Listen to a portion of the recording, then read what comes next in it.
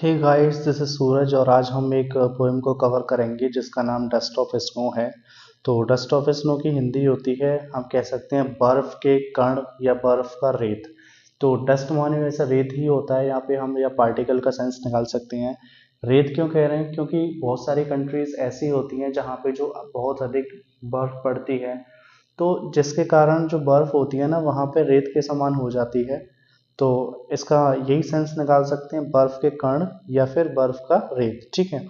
तो ये किसने लिखी है? ये लिखी है रॉबर्ट फ्रॉस्ट ने।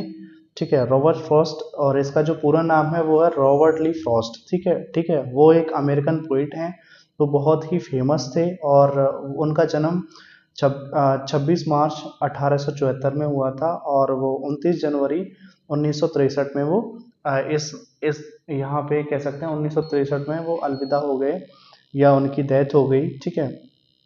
तो मैं आपको बताना चाहूँगा कि ये जो पोइम है, ये एक पोइट है।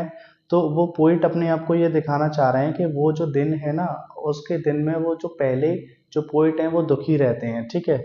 और बाद में ऐसा इंसिडेंट्स होता है उनके साथ में कि वो खुश भी हो जाते हैं। कैसे खुश हो जाते हैं? क्योंकि कहीं ना कहीं बहुत सारी सुपरस्टिशंस होती हैं हमारी हमारी मतलब सोसाइटी में, और हैं भी, कि कहीं ना कहीं हम जानवरों को या फिर हम नेचर को दोष देते हैं कि ये चीज़ बुरी होती है या ये ऐसा होगा तो इस वजह से हमारे लिए अच्छा नहीं है, बैड चीज़ है जी हमारे लिए। जैसे कि सपोज करो, जो क्रो है वो सोसाइटी में नेगेटिविटी का प्रतीक माना जाता है, नेगेटिविटी का सिंबल माना जाता है इसे। ये मैं नहीं कह रहा हूँ, लोगों के थ्रू ये कहा जाता है। ठीक है। और ये जो हेमलॉक ट्री है ये पॉइजनस ट्री है, यानी कि जहरीला पेड़ है ये। ठीक है। तो ये दोनों ही एक ऐसी चीज़ है जिसके कारण जो पोएट थे उनका जो दिन था वो अब तक खराब गया था, और इन्हीं चीज़ ने, इन दोनों ने, क्रो ने और हेमलॉक ट्री ने, उनके साथ एक ऐसी सिचुएशन प्रोड्यूस कर दी, ऐसी सिचुएशन क्रिएट कर दी कि उनका जो दिन है वो ठीक हो गया। ठीक है। तो कैसे ठीक हुआ है, तो उन्होंने इस पोम के माध्यम से बताया है। तो चलिए पढ़ के देखते हैं एक बार। पहले लाइन बाय लाइन देख लेते हैं, फिर इसका जो सेंस है वो देखेंगे कि क्या सेंस निकल रहा है इस पोम का। ठीक है। The way a crow swooped down on me, the dust of snow from a hemlock tree, has given my heart a change of mood and saved some part of a day I had rued. ठीक है। तो देखिए, the way a crow, the way means जिस तरीके से, accrue means एक कोए ने, सुक डाउन ऑन मी, सुक down on me means Shuk down on me, हिला के मेरे ऊपर गिरा दिया। द डस्ट ऑफ स्नो, धूल का कण या धूल का रेत, सॉरी धूल नहीं, यहाँ पे बर्फ, बर्फ का कण या बर्फ का रेत कहाँ से गिरा दिया? फ्रॉम अ हेमलॉक ट्री, एक हेमलॉक के पेड़ से। ठीक है। या धतूरे का पेड़ कहते हैं वैसे इसको। तो हेमलॉक ट्री कैसा है? एक जहरीला पेड़ है। तो हेमलॉक के ट्री से कॉय ने क्या कर दिया? हिलाकर उसने उस पेड़ को, उसके ऊपर क्या गिरा दिया? डस्ट ऑफ स्नो गिरा दी, धूल का कण गिरा दिया। और इस चीज ने क्या कर दिया? हैज गिवन माई हार्ट, मेरे दिल को दे दिया, मेरे मन को दे दिया, अ चेंज ऑफ मूड। ठीक है। मूड का चेंज दे दिया, यानी कि जो मूड उसका खराब था उसके मूड में थोड़ा सा बदलाव दे दिया। एंड और saved some part of a day, and और सेव्ड मीन्स बचा लिया, सम पार्ट मीन्स कुछ हिस्सा या कुछ भाग, ऑफ अ डे मतलब एक दिन का। आई हैड ड्यूड, जिस दिन में मैं पहले दुखी था या शोक मना रहा था, मैं रिग्रेट फील कर रहा था। तो इस चीज ने क्या कर दिया? जिस तरीके से कॉय ने हिलाकर पेड़ को, हेमलॉक ट्री को हिलाकर मेरे ऊपर जो डस्ट ऑफ स्नो गिराई, धूल का कण गिराया, उस चीज से मेरा जो मन है वो थोड़ा सा बदल गया, और इसने मेरा बाकी का जो डे है, बाकी का जो दिन है, खराब होने से बचा लिया। क्योंकि इससे पहले वो दुखी थे, अब वो उसका उनका जो मूड है, उनको चेंज ऑफ मूड हो जाता है, यानी कि उनका जो मूड है, जो मन है, वो ठीक ठाक हो जाता है, खुश हो जाते हैं वो। तो यहाँ पे कहीं ना कहीं उनका यही सेंस है कि जो क्रो है और जो हेमलॉक ट्री है, ये दोनों नेगेटिव चीज हैं according to the people, according to the society.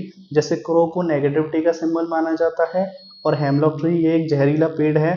तो इन दोनों की वजह से ही वो पहले दुखी थे, उनका दिन सही नहीं था। अब इन दोनों की वजह से ही उनका जो दिन है वो ठीक हो गया है।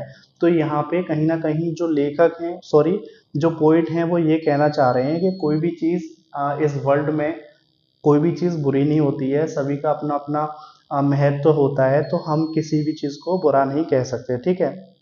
और एक चीज़ और है कि ये जो डस्ट ऑफ स्नो है ना, ये बहुत छोटी सी पोइम है, जैसा कि आपने देखा है, और बहुत छोटी सी है, बहुत सिंपल सी भी है, लेकिन इसका बहुत गहरा और बड़ा मतलब है। ठीक है। और छोटी छोटी चीज़ें एक व्यक्ति के मूड को कैसे चेंज कर देती है, एक व्यक्ति की लाइफ को कैसे अच्छा कर देती हैं, या किसी व्यक्ति की लाइफ को खराब कर देती हैं, तो हमें यहाँ पे ये भी सीखने के लिए मिलता है। ठीक है। तो प्रत्येक चीज़ का एक अपना महत्व होता है। ठीक है ना। तो किसी भी चीज़ को हम बुरा नहीं कह सकते, जैसा कि लोग कहते हैं। तो हमारे अकॉर्डिंग हम कहते हैं कि ये चीज़ बुरी है, या अगर ये चीज़ होगी तो, जैसे सपोज करो, बहुत से लोगों का मानना होता है कि जो बिल्ली है रास्ता काट जाती है तो गलत हो जाएगा, या हम स्नीज कर देते हैं, छींक देते हैं, तो फिर हमारे काम खराब हो जाते हैं। या कई ऐसी भी धारणाएं, जैसे हम कोई नया काम करने के लिए जा रहे हैं तो दही शक्कर खा लो तो फिर हमारा काम अच्छा बन जाएगा। तो ये जो भी सुपरस्टिशंस हैं, जो भी धारणाएं हैं, ये सब अकॉर्डिंग टू मी और अकॉर्डिंग टू द पोएट, ये सब यूजलेस होती हैं। ये लोगों ने बना ली हैं, पता नहीं क्यों। तो ऐसा कुछ भी नहीं होता। ठीक है। तो एक बार दोबारा देख लेते हैं कि जिस तरीके से उस खोए ने मेरे ऊपर डस्ट ऑफ स्नो गिरा दिया हेमलॉक ट्री से, उस चीज़ ने क्या कर दिया, मेरा मूड चेंज कर दिया, और मेरा बाकी का जो दिन है खराब होने से बचा लिया। क्योंकि मैं पहले क्या था, मैं दुखी था, अब मैं दुखी नहीं हूँ, पता नहीं क्या हो गया मुझे, इस चीज़ ने मुझे एक अच्छा फील कराया। ठीक है। तो उम्मीद करता हूँ इस वीडियो से आपको कुछ ना कुछ समझ में आया होगा। अगर आपको ये वीडियो अच्छी लगी है तो आप उन लोगों के पास इस वीडियो को भेज सकते हैं जिनको इस वीडियो की ज़रूरत है। ठीक है। तो वो भी इसका लाभ उठा सकेंगे। ठीक है। तो आज के लिए इतना ही, मिलते हैं अगले वीडियो लेक्चर में, तब तक के लिए धन्यवाद।